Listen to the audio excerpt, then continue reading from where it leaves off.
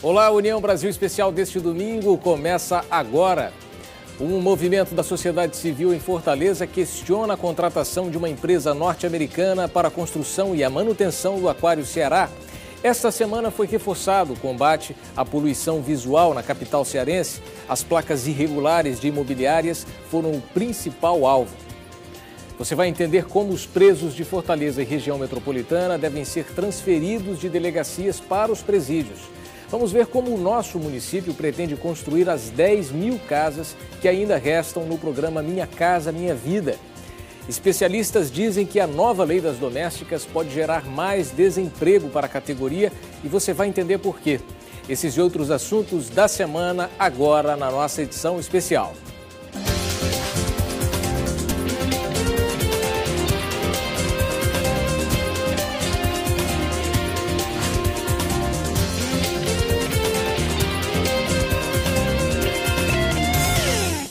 Bom dia para você, eu sou o Richel Martins. O movimento Quem Dera Ser um Peixe, que tem questionado a construção do Aquário Ceará na Praia de Iracema, conseguiu informações junto ao Tribunal de Contas do Estado que apontam irregularidades na escolha da empresa que vai fazer a obra. As irregularidades foram detectadas pelo movimento popular Quem Dera Ser um Peixe. Os integrantes pediram um relatório junto ao Tribunal de Contas do Estado do Ceará. Com o documento em mãos, foi possível constatar que o empréstimo a um banco internacional de mais de 200 milhões de reais para a construção do Aquário Ceará só seria possível mediante a contratação de uma construtora americana para ficar à frente da obra, dispensando assim um processo licitatório. O Exim Bank, que é quem está financiando, é a empresa americana que tem interesse em fomentar a economia americana. Veja bem, a gente do Ceará passando seca, fome, sendo um dos que vai ajudar o tio Sam, né? Então, o que a gente questiona é exatamente isso. No Brasil é proibido esse tipo de coisa. Ele fere a lei da concorrência, né? E o banco só empresta se fosse o governo do Ceará contratar uma empresa americana. Isso aí é um empréstimo casado que a lei proíbe. O movimento entrou com uma ação popular e, segundo os integrantes, estão sofrendo represálias por isso. O que não pode é a tentativa de intimidação, de criminalização dos integrantes desse movimento Quem Dera Ser um Peixe.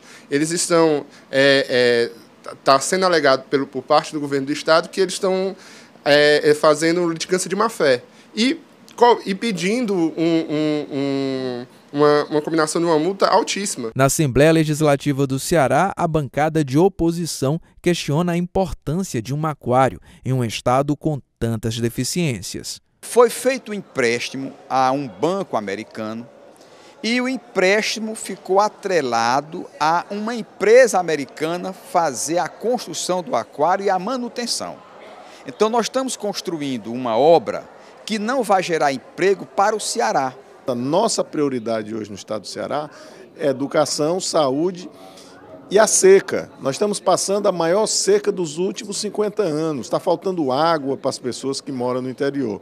E nós estamos falando aqui em construção de aquário. Já o líder do governo na Assembleia Legislativa do Ceará enumera as vantagens de um empreendimento como o aquário para o estado. O Instituto de Pesquisas aqui do Ceará já tem estudos que mostram que o aumento da demanda do turismo em virtude desse equipamento vai, em torno entre 5 e 10 anos, já vai compensar o investimento que será feito do Estado, trazendo para cá um turismo mais qualificado. Por nota, o Tribunal de Contas do Estado do Ceará informou que aguarda o parecer técnico da 7ª Inspetoria de Controle Externo, que fará a verificação do processo licitatório da construtora americana que fará a obra do aquário. Só depois disso, o Pleno da Corte de Contas se pronunciará sobre o processo. Quando exibimos esta reportagem, a Secretaria de Turismo havia informado que não foi notificada oficialmente pelo Tribunal de Contas do Estado e só iria se manifestar quando fosse. Esta semana, uma operação de combate à poluição visual começou a ser intensificada em Fortaleza. Por enquanto, o foco é a retirada das placas irregulares de propaganda imobiliária. Veja aí. Placas com propagandas de imobiliárias. Este é o alvo da nova ação das regionais em Fortaleza. Na verdade, a Secretaria Municipal de Urbanismo e Meio Ambiente está há algum tempo fazendo um trabalho de limpeza visual da cidade através da retirada dessas placas. No ano passado, foram mais de 8.000 removidas e agora esses números devem ser superados. A lei permite que você coloque na sua porta, na sua varanda. Você pode colocar, hoje em dia os prédios são todos com gradil, você pode colocar feito um pirulito para poder ser de fácil acesso à retirada depois da venda daquele imóvel, de alugar daquele imóvel. Mas, infelizmente, eles continuam fazendo essa prática de colocar em poste e árvore. A primeira a entrar na operação foi a Regional 2. As equipes estão sendo treinadas em campo. A equipe é composta por mim, coordenando as ações. São três auxiliares técnicos que estão comigo para a gente realizar o planejamento de todas as ações. E 8 capatazes que vão se responsabilizar para ir tirando as faixas durante esse período de manhã e tarde. A ação é baseada em uma lei de combate à poluição visual de 1998. As outras regionais entrarão na operação uma a uma, até que todas estejam trabalhando em conjunto. Iniciamos pela Regional 2, na área da Regional 2, então vamos trabalhar 2 dias com elas, para botar elas para trabalhar da forma como nós trabalhamos, né? E na próxima semana, 2 dias também com a Regional 1. 2 dias, e elas continuando fazendo o mesmo trabalho. O restante da semana e dos meses, elas vão ficar trabalhando também com esse trabalho de retirada de placas. E autuando também. Agora é determinação. Presos das delegacias da capital e região metropolitana de Fortaleza têm que ser removidos para presídios. A decisão foi resultado de uma ação civil pública movida pelo Ministério Público do Estado do Ceará ainda em 2011. O recebimento dos presos procedentes das delegacias da capital cearense começou no último dia 26 de março. Eles estão sendo levados para a Casa de Privação Provisória de Liberdade 4, em Taitinga. As transferências só devem terminar em meados de maio. O grande benefício, na verdade, é que a Polícia Civil poderá voltar a investigar, o que hoje ela fica impedida por conta da superlotação das delegacias. As delegacias, na verdade, não é o lugar apropriado para acomodação de presos, pela própria estrutura arquitetônica, que não é recomendável. E o preso de justiça, ele tem direito à assistência jurídica, assistência à educação, à saúde. E nas delegacias encontramos presos até com tuberculose, o que é muito grave. A ação ajuizada em 2011 teve como base as inspeções realizadas pelo Ministério Público, depois de vistoriadas diversas delegacias de Fortaleza, a exemplo da 5ª e 10ª DP. A falta de estrutura e superlotação chamaram a atenção. Delegacia não é presídio, não é penitenciária. Lá não tem local para haver visita para o preso, isso tudo é muito delicado. É banho de sol para o preso, ressocialização do preso, nada disso existe. Inaugurada há menos de um mês, a CPPL 4 tem capacidade para 956 detentos, o que inicialmente ajudará a resolver o problema, mas o número de unidades prisionais no estado ainda é insuficiente. Essa transferência, com certeza, ela será benéfica. Esperamos que haja um gerenciamento eficaz por parte da Secretaria da Justiça, no sentido de dar movimentação ao sistema. No próximo bloco, como Fortaleza pretende construir as 10.000 casas que tem de crédito no programa Minha Casa Minha Vida. A gente volta num instante.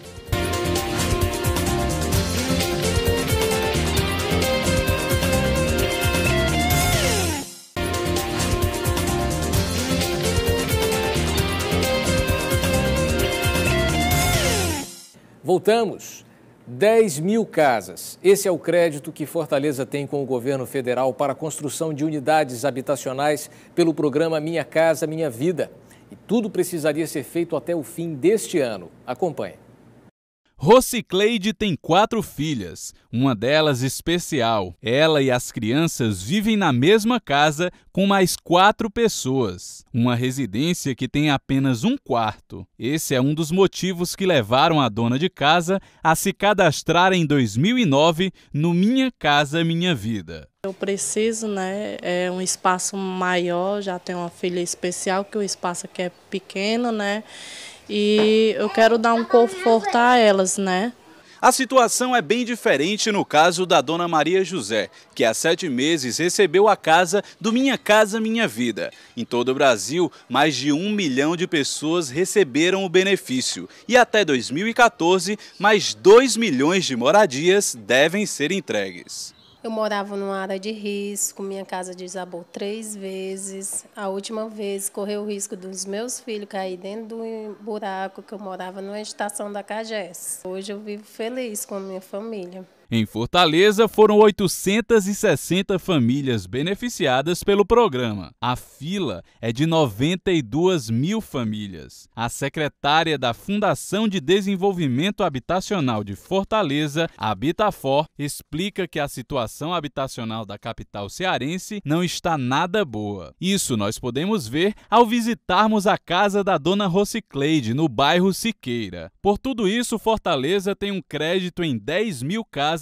com o governo federal. Porém, este ano, a meta é conseguir, pelo menos, começar 5 mil. É uma questão porque necessita de ter o terreno, a empresa, quando é feito com os movimentos, passa pela licitação, envolver diretamente a Caixa Econômica, né? Em busca, como nós já fizemos, fazer esse levantamento dos terrenos e também ver a infraestrutura. Você já ouviu falar em advocacia pro bono? Pessoas carentes que não podem pagar por um advogado têm acesso a este serviço gratuitamente. Para que fique claro, ele não se trata de um trabalho oferecido pelos defensores públicos, por exemplo. Lá em São Paulo, esse serviço virou polêmica porque muitos consideram como um exercício ilegal da profissão.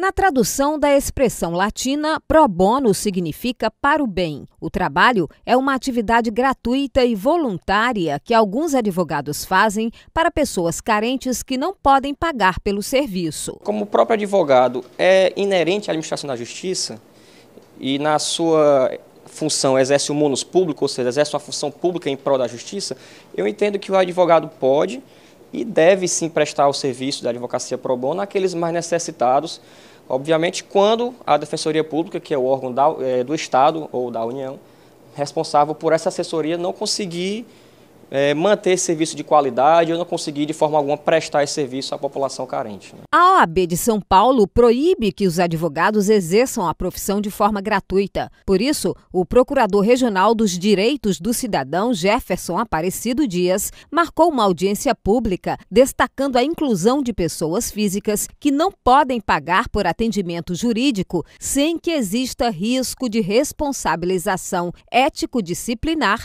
para advogados que a exercerem. Mas por que há resistência por parte da Ordem dos Advogados no exercício do pro bono? Certos advogados entendem que isso é uma forma equivocada de expor o serviço da advocacia. A Ordem também, no seu estatuto da OAB, diz que o advogado tem que prestar atenção ao que está dito lá no estatuto, justamente na parte dos honorários, que diz que o advogado tem que obedecer à tabela de honorários, não é? Mas a própria estatuto também diz que esses honorários não são obrigatoriamente, tem que ser obrigatoriamente seguidos quando em caso de urgência, né? E eu entendo que no caso de extrema necessidade, das pessoas mais carentes, é uma urgência, muitas vezes, prestar esse serviço a essas pessoas que não têm esse acesso. A conselheira da OAB Ceará, Vera Menezes, concorda. Ela é a favor por ver no serviço mais uma alternativa da população para ter acesso à justiça. É mais uma alternativa que a sociedade vem encontrando para reduzir a falta de acesso à justiça. Porque nós já avançamos muito em relação a isso, o acesso à justiça melhorou, mas ainda temos que avançar um pouco mais. Para este defensor público, porém, deveria existir mais investimentos na defensoria, que é o órgão capacitado para fazer atendimento às pessoas carentes. A advocacia pro bono não pode nem deve ser usada como uma desculpa ou como um complemento fruto da omissão do Estado, seja o Estado Federal brasileiro, sejam os Estados federados, com o fortalecimento e a estruturação das suas defensorias. O Ministério Público do Ceará lançou um projeto para formar promotores juvenis. O objetivo é desenvolver nas crianças e nos adolescentes a consciência sobre direitos humanos, principalmente no combate à exploração sexual infantil.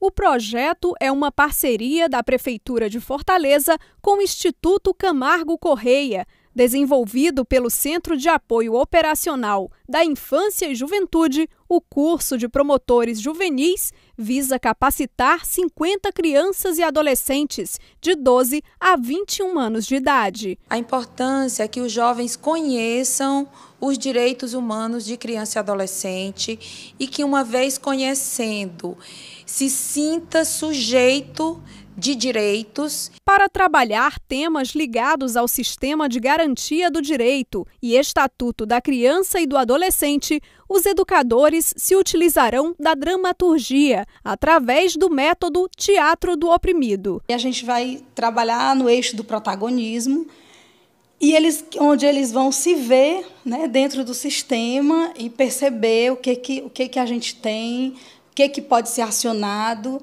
e se colocar, né, como sujeito desses direitos. As inscrições começaram na última quarta-feira, dia 3, e seguem até a próxima terça-feira, dia 9. Os interessados devem procurar o Cuca Che Guevara, que fica na Barra do Ceará. O bairro não foi escolhido por acaso. A Barra do Ceará é uma área, né, que tem o foco, né, dessa problemática que os adolescentes, as crianças, né, sofrem na Barra. Então, na verdade, o foco prioritário são os adolescentes do bairro Pirambu, Barra do Ceará. Nesse sentido, o projeto ele visa empoderar os nossos jovens, os nossos adolescentes, para que ele, conhecendo essa realidade a partir de um marco teórico referencial, ele possa se posicionar contrário a essa situação e ter uma atitude de cidadania. Os encontros vão acontecer todas as quintas e uma vez por mês, também na sexta-feira. A duração total do curso é de 1 ano. No ato da inscrição, o aluno precisará ter em mãos um documento de identidade.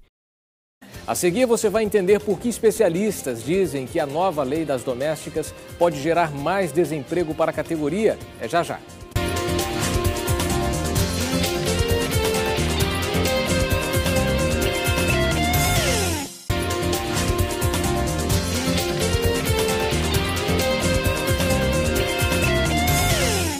Já voltamos com a nossa edição especial deste domingo. Muitos empregados domésticos do Brasil estão, é claro, comemorando as conquistas aprovadas pelo Congresso Nacional sobre a sua profissão. Mas ainda estão pendentes alguns direitos da categoria, além de medidas para facilitar a contratação por parte dos empregadores. Acompanhe. A conquista é inegável. Durante muito tempo, os empregados domésticos trabalharam sem ter direitos básicos assegurados por lei. Mas isso mudou com a aprovação da proposta de uma emenda constitucional esta semana. Com a aprovação da PEC, os empregados domésticos conseguiram 16 benefícios, mas apenas 2 foram regulamentados, como a jornada de trabalho semanal de 44 horas e também as horas extras. O problema é que os outros 14 benefícios estão à espera de regulamentação. A carteira de trabalho já era obrigatória desde 1972 e o FGTS é optativo desde 2006. Mas falta ainda a regulamentação para o seguro-desemprego, adicional noturno e seguro contra acidente de trabalho. O maior impacto é a questão da jornada de trabalho, de 44 horas semanais ou 8 horas diárias, né? Se o empregado trabalha de segunda a sábado, essas 44 horas semanais têm que ser divididas. Então, vai ficar em torno de 7 horas e meia de trabalho por dia. E ele tem direito ao repouso para almoço de 1 hora até 2 horas. A questão da hora extra trabalhada. Antes, o empregado doméstico não tinha direito à hora extra, até pela peculiaridade do tipo de trabalho. Mas agora, equiparando esse empregado aos demais, ele vai ter direito a uma hora extra, com um limite máximo de 2 horas diárias. Mas ele chama atenção ainda para as garantias que os patrões devem ter, como especificar todas as atividades e horários do empregado em contrato. O empregador doméstico ele tem que fazer um contrato onde ali vai ser acordada essa questão da quantas horas de almoço, é 1 hora, é 2 horas, qual é a hora de chegada e a hora de saída, para ficar tudo muito bem determinado, para se precaver no caso de um futuro processo na Justiça do Trabalho. Para este chefe de fiscalização do Ministério do Trabalho, falta também simplificar a contratação dos empregados, para que não haja demissões por causa da burocracia. Mas se essas conquistas não vierem com outras medidas do governo, diminuindo os encargos dos patrões das residências, isso pode gerar desemprego. Em que sentido? No sentido de que vai aumentar bastante os encargos. E ele alerta ainda para os cuidados com a contratação de diaristas. Algumas decisões da Justiça estão no sentido de que 3 vezes por semana já é considerado empregado doméstico. Já tem que receber todos os direitos, com carteira assinada e tudo. Agora, se 2 vezes ainda não é, pode ser que mais na frente passe a ser também, porque não tem lei sobre isso. Esta semana, o ônibus que caiu do viaduto Brigadeiro Trompovski, no Rio de Janeiro, virou alvo de diversas discussões. Neste caso, o motorista e o passageiro foram acusados de discutir e causar o acidente que matou 7 pessoas. Mas a famosa queima de paradas, muito comum, a alta velocidade dos coletivos e a imprudência no trânsito podem também ser fatores que atrapalham a segurança do transporte público.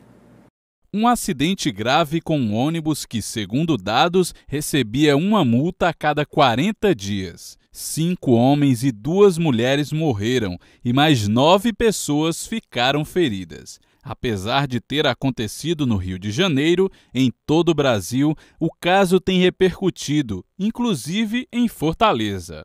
No caso do Rio de Janeiro, não é muito difícil imaginar o que aconteceu. Um cenário bem parecido com esse. Um viaduto, ônibus passando, uma discussão entre motorista e passageiro que terminou em tragédia. Mas será que aqui coisas desse tipo acontecem? Tem linhas que são bem educadas, mas tem linhas que no grande circular eles são mais educados pra caramba.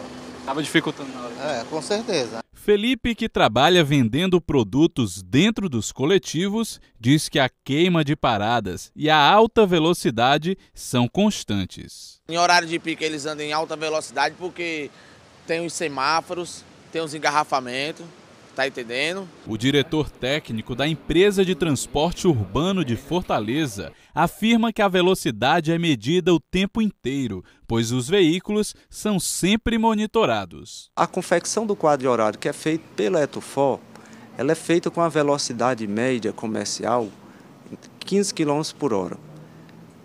Por não ter a priorização, o ônibus ele disputa espaço com o automóvel, então não tem como ele desenvolver velocidades altas. E mesmo porque ele está sendo controlado, monitorado via GPS. Já o chefe do núcleo de trânsito da AMC garante que a fiscalização dos ônibus é feita da mesma forma com os veículos normais, mudando apenas a maneira de aplicar a multa. Tanto os coletivos como qualquer outro veículo que esteja em nome de uma pessoa jurídica, após ele receber a notificação de autuação, a pessoa jurídica receber a notificação de autuação, ele tem um prazo para indicar o condutor. Caso o condutor não seja indicado, ele está passivo a receber outra notificação, que seria, por exemplo, se for uma infração média que ele tiver cometido, vai ser a infração média vezes 2. Mesmo assim, além da velocidade, os passageiros, principais afetados com tudo isso, tem uma lista de imprudências e situações. Não param na parada, às vezes eles passam direto, eles vão muito rápido, freiam de uma vez, os passageiros vão para frente. Já fiquei sabendo até de casos de uma amiga minha que torceu o pé numa dessas, do motoristas, então eu acho que eles são sim imprudentes. E os motoristas dos carros menores também não acham que a situação está controlada e pedem mais respeito. A gente está atrás deles, eles não ligam a seta para dar sinal para entrar para a esquerda, não liga para entrar para a direita e às vezes quando a gente está do meio do ônibus para trás, se a gente não frear, ele entra e depois que bater, quem tá certo é eles. Independente do que ocorra, discutir com quem está guiando o veículo nunca é uma solução. A reclamação pode e deve ser feita pelo número 3452-9318. A gente sempre pede para que seja feito na ouvidoria da Etufor, para que a Etufor possa apurar e mandar a fiscalização verificar se procede ou não. O terminal rodoviário Engenheiro João Tomé, em Fortaleza, completou 40 anos no mês passado. Mas será que essa data merece comemoração?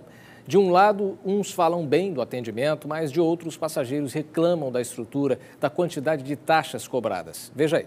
Este flagra foi registrado no último dia 28, véspera de Páscoa. A imagem é da área de embarque do terminal rodoviário de Fortaleza. O local não conta com atendimento médico. Nós temos uma sala que seria uma sala de atendimento ao usuário, não seria um ambulatório equipado como serviço ambulatório, mas seria uma sala de apoio para uma emergência, né, que houvesse na rodoviária. Esta é a porta de entrada da sala a qual o gerente se refere. Sem indicações ou placas, o espaço passa despercebido e não oferece atendimento. Não adianta você ter um ambulatório sem ter um profissional adequado para prestar os primeiros socorros.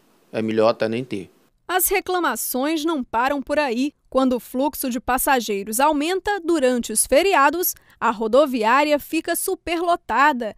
As cadeiras se tornaram insuficientes, problema já conhecido pela administração. Nós temos as cadeiras que inicialmente elas eram suficientes, mas o fluxo de passageiros aumentou e nós temos esse ano um orçamento para compra de novas cadeiras. Nós já estamos reformando todas as cadeiras para poder dar um melhor conforto ao usuário. Infraestrutura mais do que merecida, já que por aqui tudo é pago. Guarda-volumes, embarque, estacionamento, são taxas e mais taxas. Para utilizar os sanitários, o usuário também tem que pagar de 75 centavos a R$ 2,00 caso precise de um banho.